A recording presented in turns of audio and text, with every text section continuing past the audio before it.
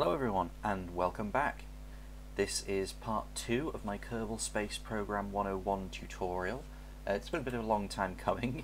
Initially I basically decided against doing another part of this tutorial because there are a lot of other tutorials for Kerbal Space Program on YouTube and all of which are really good, but I thought, well, maybe the way I explain things might work a little bit better for someone, so decided to carry on with it.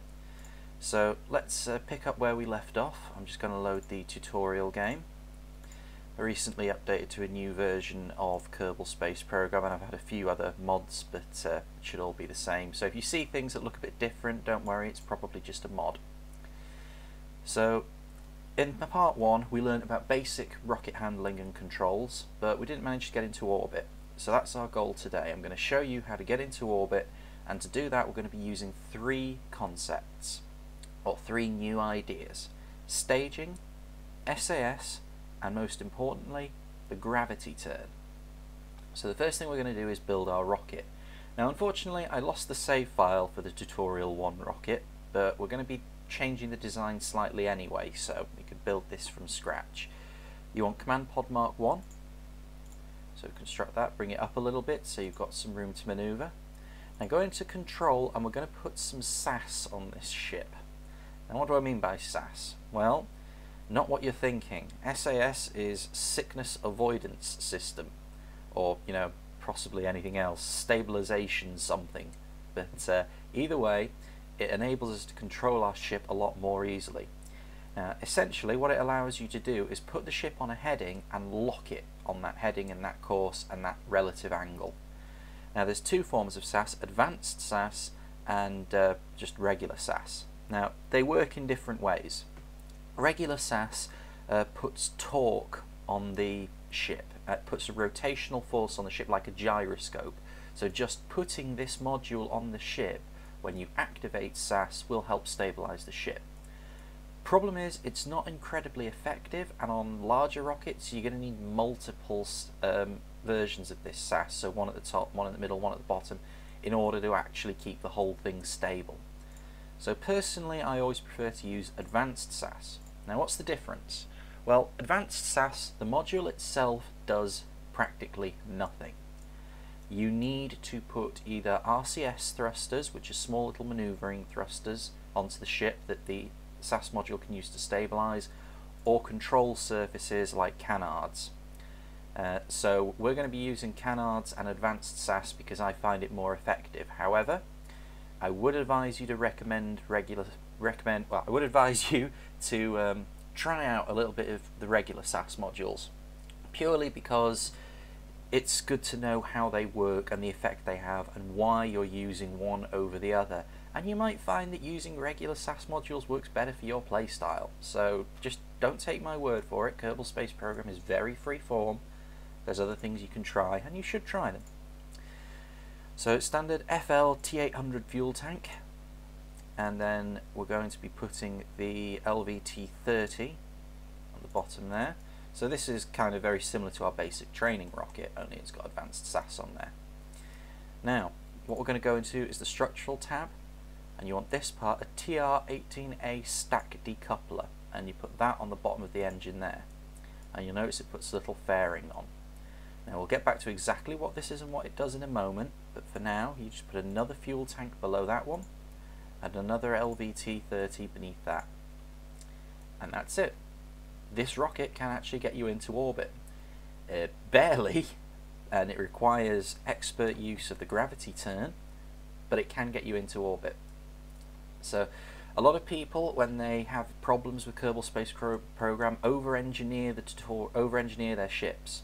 They think, oh, I can't get as high as I need to go, I need to put more thrust on there, let's put more fuel tanks on. Oftentimes with rocket science you want to try to take stuff away rather than adding stuff, because the more you put on, the more weight you're carrying, the more engines you need, which means you need to put more weight on, which means you need to put more engines on, and it's a vicious cycle. Now you can get around this with various forms of staging. For example, you can have multiple engines and they're on each level, with the lower levels having more engines, but that's a little bit more advanced than we need right now. For now, all you really need to know is that this can actually get you into orbit. I don't think it has enough power to actually get you back. It might do, just about, but this is the absolute bleeding edge. So what's this staging thing then?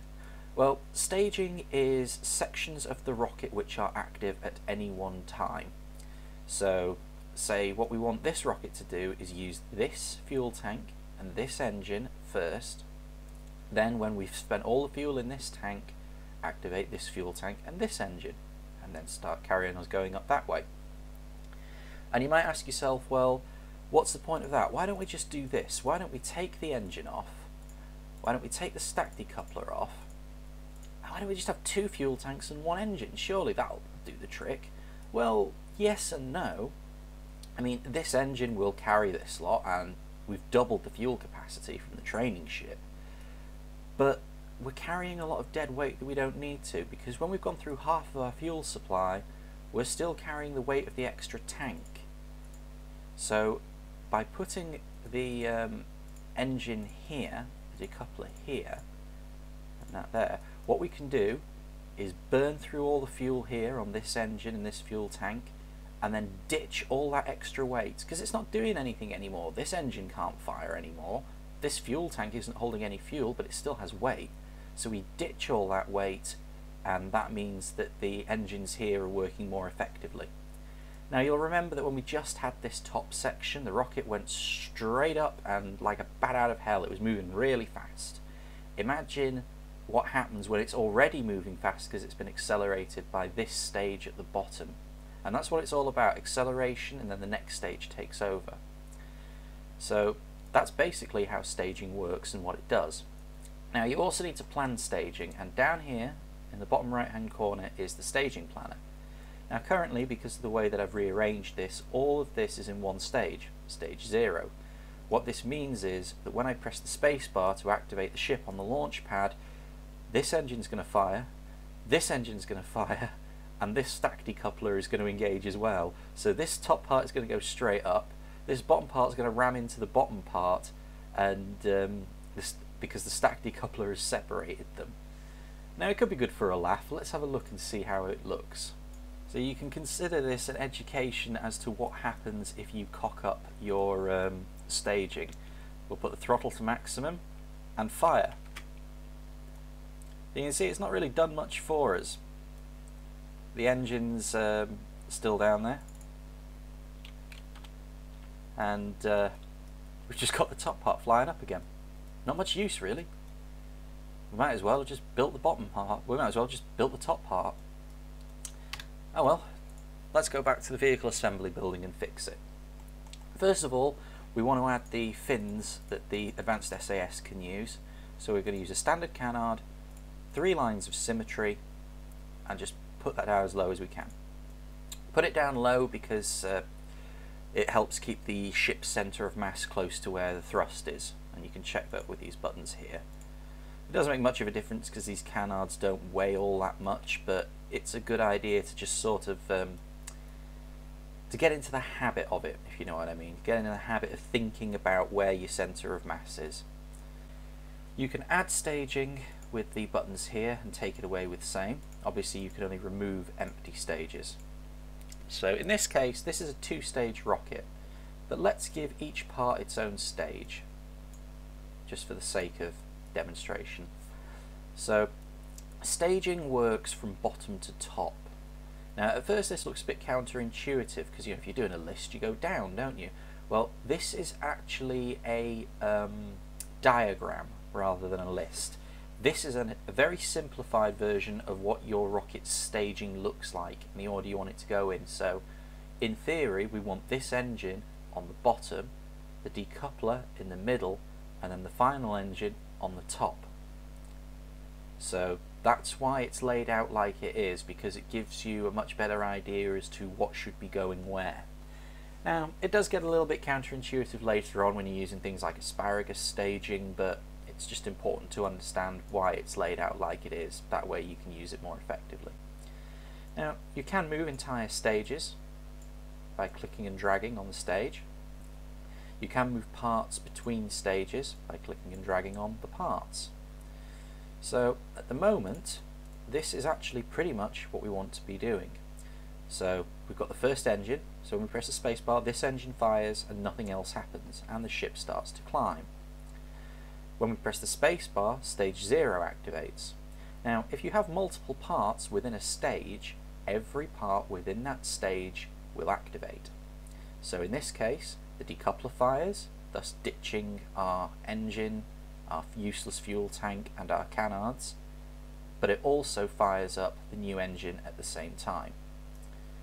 So you can see here, if I hover over that, the engine fires up. Now we could, if we wanted, just do it like this, 3 stages, but why bother? Why press space again?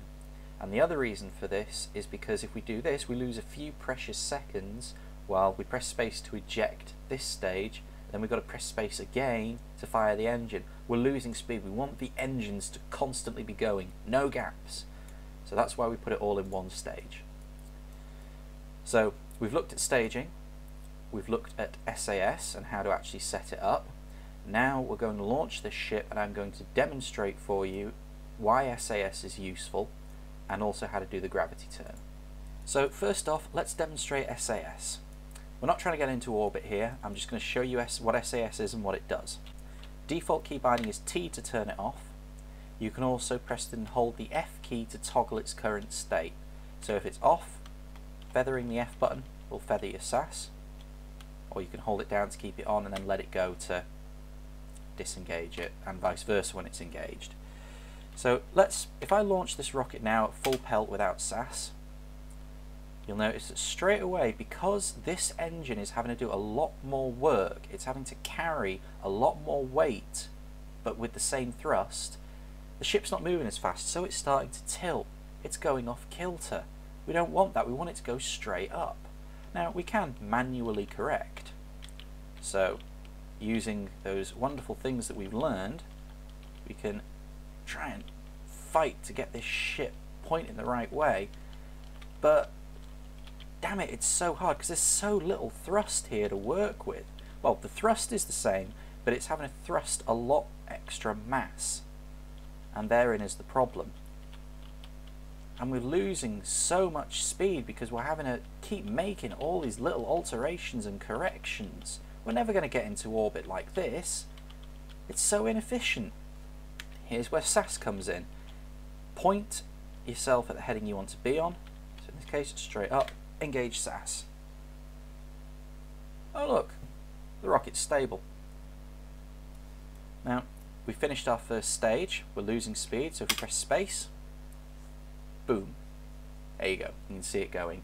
Now, as I said, we're not going to get into orbit here, I'm just demonstrating SAS for you. So if we restart this flight, end flight, restart,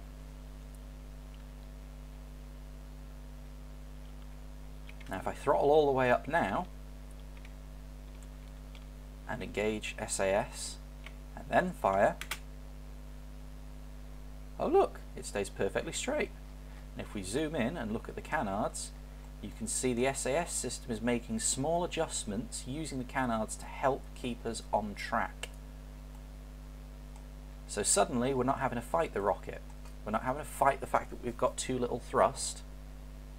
This is brilliant because it means that we're now a lot more efficient. We're not wasting fuel correcting course. All of that fuel is being used to get us into orbit. So up and up it goes. And that gives you that idea. So I'm going to restart the flight again, and now we're going to talk about the gravity turn, then I'm going to launch and actually do it for reals. Gravity turn consists of several stages in a sequence. The first is vertical ascent. The purpose of vertical ascent is to just gain altitude. You're just going straight up, no frills, nothing special, just your rocket straight up. Now, the reason for this is to get your rocket out of the thickest part of the atmosphere.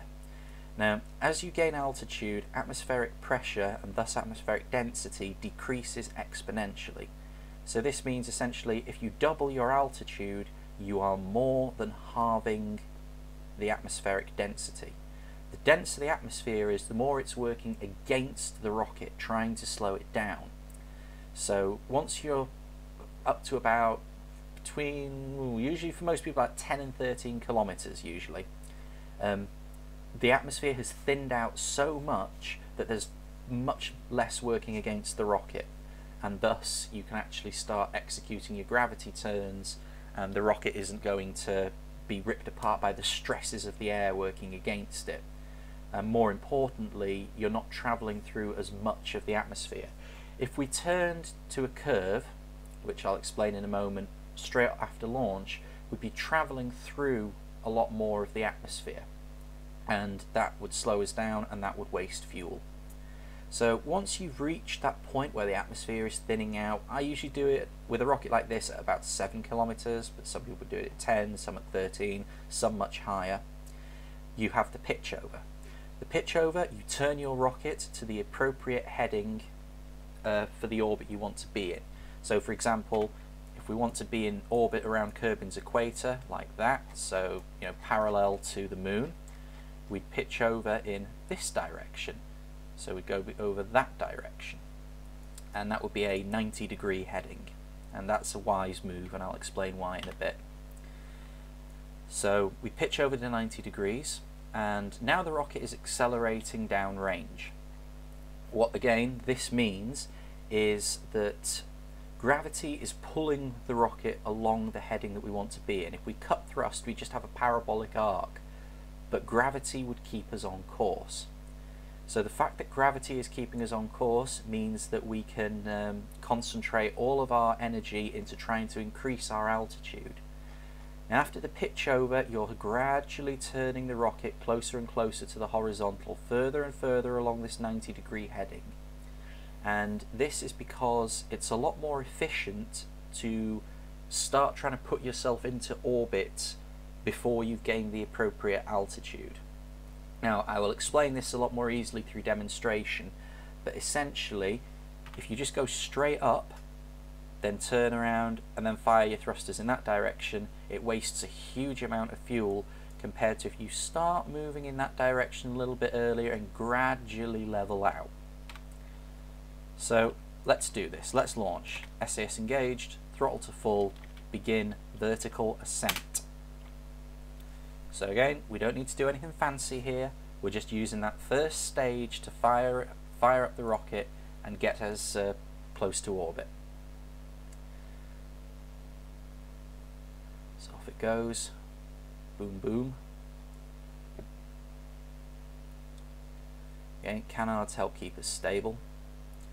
The reason why we put the canards on the lower section and not on the top section is that the only reason this rocket is unstable is because it has a very low thrust to weight ratio. So this engine just doesn't have enough thrust to keep us on course. When we ditch this section, this engine has so much thrust that the momentum alone will keep us pointed in the direction that we want to go in. So get ready to press space. So we're nearly out of fuel on this section. Climbing, we want to pitch over at about 7 to 8 kilometers, but I don't want to pitch over whilst the stages are separating. So the engine's going, gone, fire. Okay, now I pitch over. So I use the F key to disengage the SAS temporarily, holding it down while I execute my maneuvers. So I pitched over to 90 degrees. Now, once we're in orbit, I'll explain why I chose 90 degrees. And you can see this rocket is accelerating very quickly, so we want to pitch over quite fast. If your rocket is slower, then you should be executing this turn much more slowly. We go to the map screen, you can see we're raising apoapsis. We're aiming for about 70 kilometers. 70 kilometers is low Kerbal orbit, low Kerbin orbit. So you can use this key to toggle the nav ball on the map screen. We want to get to about 70 kilometers, and we're pitched over quite nicely, so it started easing off the thrust. Okay, and kill it. Now, you can see we're nearly out of the atmosphere. We're still going to have some drag affecting us, which is why the altitude is dropping, but we're nearly out of it and we're through the worst of it. So I'm just going to pause the game for a second, because now I'm going to show you how to use the orbit planner. Now the orbit planner is quite straightforward. It's a tool that you can use to predict and help you make changes to your orbit. It's in the base vanilla game, so all you need to do is click on the point in your orbit that you want to execute the maneuver at, in this case the apoapsis, and you'll recognise these symbols, prograde, retrograde. You just click and drag them and it shows you what happens to your orbit if you apply thrust in that direction. So if we keep doing that, you see our orbit becomes circular, our apoapsis and periapsis are higher. We want to make sure neither of those, well, the periapsis, which is the low point, must be lower than 70. And we need to move the orbit back a little bit so it's in line with the actual apoapsis. And you can apply a little bit less thrust to even it out. It's when those two start to spin that's the point we want. Okay, so the maneuver node here shows us our maneuver. 69, still a bit low, so apply some thrust. 71, 73, perfect. If it's over 70, it's fine because we're out of the atmosphere. Blue mark has appeared here on the nav ball. I deactivate the SAS, point the ship at that blue marker, and then activate SAS. That locks the ship onto course. So that means that we're now pointing in the right direction for the burn. We've then got a countdown here. We want to start burning at about minus 10 seconds. You want to be halfway through the amount of thrust you need to expend to execute the burn when this hits zero. So firing up thrusters, and you can see the amount of thrust I need to apply is going. Come out of the map screen so you can see the burn happening here, and press X to kill. So you can see here, if I delete the orbit maneuver node, I just need to click on it once and then click the X. My apoapsis is at 71 kilometers, my periapsis is at 41. So I need to burn a little bit more.